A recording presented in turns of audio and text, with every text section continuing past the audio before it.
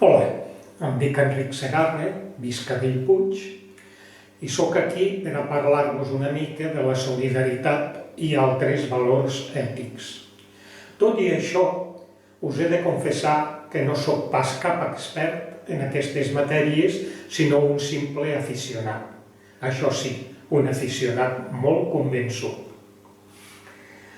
Quan em vaig jubilar al gener del 2014 i havia de decidir a què em dedicaria a partir d'aleshores, vaig fer-me les següents reflexions. Primer, que la vida s'ha portat molt bé amb mi, donant-me moltíssimes coses, possiblement sense mereixer-les, simplement per haver nascut aquí i trobar-me en unes circumstàncies favorables, i no en un altre lloc i en unes circumstàncies molt pitjors. Segon, que aquest és un privilegi excepcional del qual en gaudim molt poca gent, ja que una gran part dels habitants de la Terra s'ho passen molt malament gairebé des que neixen fins que moren. Tercer, que no és just que sigui així. Com a mínim, tots hauríem de tenir les mateixes possibilitats d'alimentar-nos, d'educar-nos, de guarir-nos, de desenvolupar-nos, d'estimar i de ser estimats. És a dir, de viure dignament i ser feliços. Quart, que, per tant, alguna cosa hi havia de fer per la meva part per a intentar millorar-ho. Cinquè, que a partir de la meva jubilació disposaria de molt de temps lliure, així com d'uns recursos econòmics que potser podria compartir. De la qüestió dels recursos econòmics no pertoca parlar aquí. Pel que fa al temps lliure, vaig pensar que potser el podria dedicar a una ONG, però, pensant-m'ho més bé, vaig creure que també podria ser útil si em dedicava a fer divulgació de valors ètics com la generositat, la solidaritat, etc. I així contribuir a fer que altres persones se sensibilitzessin i, si podien, s'impliquessin en la millora de les condicions de vida dels més desfavorits. I com a conseqüència d'aquells pensaments i després de formar-me una mica en relació als problemes de la gent dels països del tercer món, etc., a partir del juny del 2014 vaig començar a publicar l'obra La solidaritat, un bon remei, a la revista de Bellpuig, El pregoner d'Urgell, a la qual hi segueixo publicant després de gairebé 5 anys. I a partir de l'agost del 2016 vaig crear el blog d'internet lasolidaritat.unbonremei.com, on hi vaig publicant cada setmana escrits, fotos, frases cèlebres, acudits, vídeos, powerpoints, cançons, etc., relacionats tots ells amb la solidaritat. Doncs bé, una vegada explicat una mica pel damunt d'on me ve això de parlar-nos de la solidaritat, anem per feina. Començaré aquesta presentació d'avui que anomeno Ser o no ser solidari, passant 3 vídeos propis amb el títol genèric de Tu tries. Entremig d'ells faré una breu pausa per afegir algunes coses. Mentre parlaré, sortiran per la pantalla imatges d'alguns dels milions de beneficiaris dels projectes de la ONG Mans Unides. I per acabar, passaré un altre vídeo d'internet que és curtet i molt optimista per atraure-us el mal gust de boca que us hagi pogut deixar amb la meva dramàtica presentació. Els 3 vídeos que passaré ara hi participem tota la família, ja que la meva dona, la Pepita, posa veu a un curtet pàrraf inicial. La nostra filla Marta posa veu a la resta del primer vídeo i al segon. I l'altra filla Esther posa veu al tercer vídeo. També la cançó del primer vídeo és obra de la família, ja que la vaig compondre ja fa molts anys i l'interpreta l'Ester amb el teclat. Som-hi!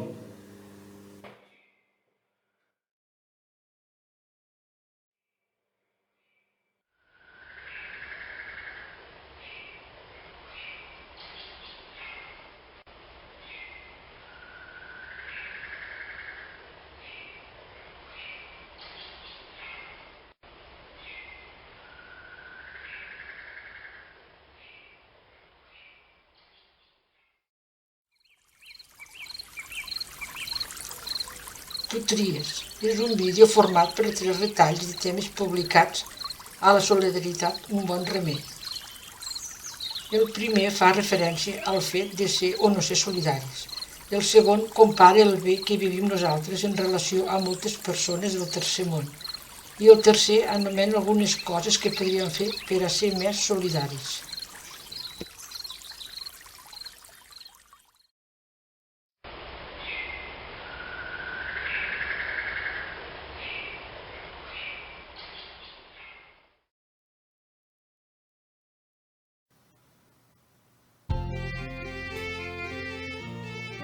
Ser o no ser solidari. A la vida hi ha 2 tipus de persones solidàriament parlant, les que passen de llarg entremig de la gent amb una total indiferència, les no solidàries, i les que estan a l'aguait dels problemes dels altres i miren de fer-hi alguna cosa, les solidàries. Les persones no solidàries viuen en la seva cofurna, sense sentir res pels altres, no volen complicacions, sols el seu benestar. Les persones solidàries han descobert que no estan soles al món, que hi ha moltes més persones amb les quals estan interrelacionades i amb les que han de conviure i complementar-se perquè tot vagi millor. I tu, de quin tipus vols ser?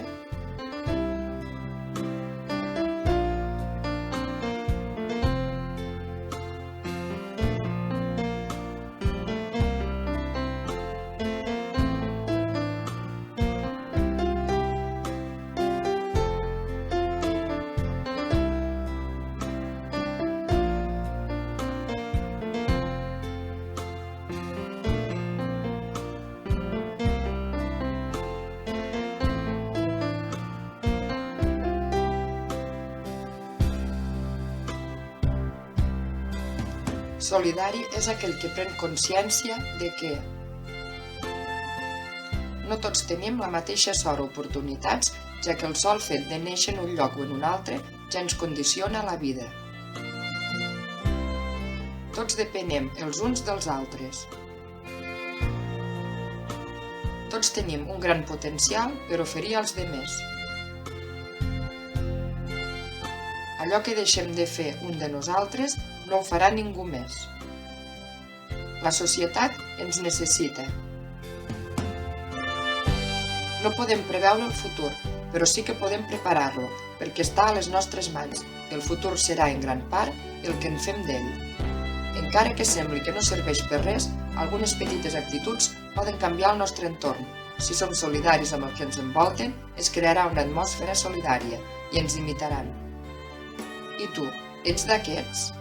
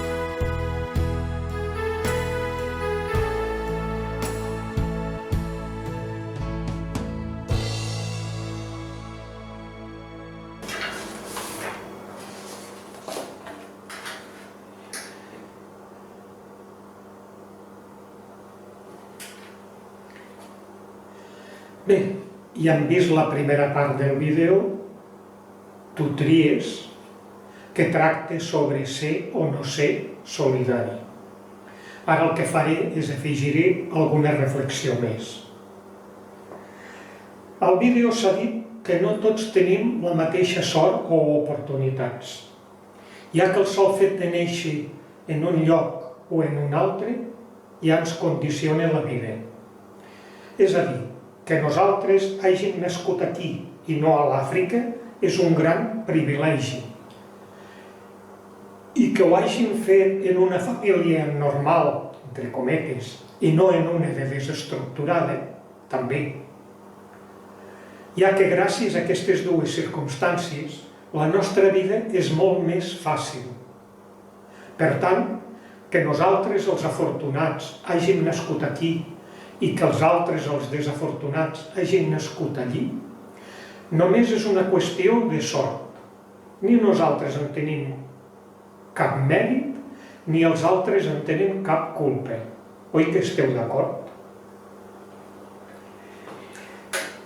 Podríem classificar les persones solidàries en 3 tipus: les circumstancials, les habituals i les compromeses. Solidari circumstancial o és qui dona alguna cosa puntualment i per a una finalitat concreta. Per exemple, quan veiem per la televisió que hi ha hagut una catàstrofe. S'organitza una marató o una recollida d'aliments, etc. Responen immediatament, però sense mantenir una continuïtat. Solidari habitual o és qui adquireix un compromís de continuïtat en les seves accions solidàries, fent-se voluntari d'alguna entitat i treballant-hi habitualment, etc. I solidari compromès o és una persona que es compromet a sacrificar una bona part del seu temps o béns, fins i tot la seva vida si cal, per ajudar altres persones. Es tracta dels cooperants de les ONGs, d'alguns missioners, etc. Tant si es desplacen als països llunyans com si treballen per aquesta causa al seu propi barri. De persones solidàries compromeses n'hi ha moltes que s'han fet famoses, però n'hi ha moltíssimes més que gairebé han passat desapercebudes, excepte pels seus beneficiaris, i entre unes i altres estan canviant el món. Al blog lasolidaritat.unbonremei.com, a la secció Persones, s'expliquen les bones accions que han realitzat alguns dels personatges que s'han fet famosos pel seu compromís amb la solidaritat, com ara Mahatma Gandhi, Martin Luther King, Pere Casaldàlia, etc. Així com altres més actuals com la nena pakistanesa Malala Yousafzai, que des dels 13 anys que es juga la vida cada dia reclamant educació per a les nenes dels països islàmics. O la nena sueca Greta Thunberg, que no sols s'està fent famosa per les seves protestes sobre el canvi climàtic, sinó que limiten milers d'estudiants de tot el món. En aquest cas, jo no dic que fem el que fan aquestes persones, no, però sí que crec que han de ser un referent en les nostres vides i hem de procurar recolzar-les fins on ens sigui possible. I jo pregunto, més perquè reflexioneu, no perquè em doneu una resposta. Esteu d'acord amb tot això que he dit? Esteu d'acord amb que tot el que fem suma i que precisament allò que deixem de fer nosaltres no ho farà ningú més? És a dir, es quedarà per fer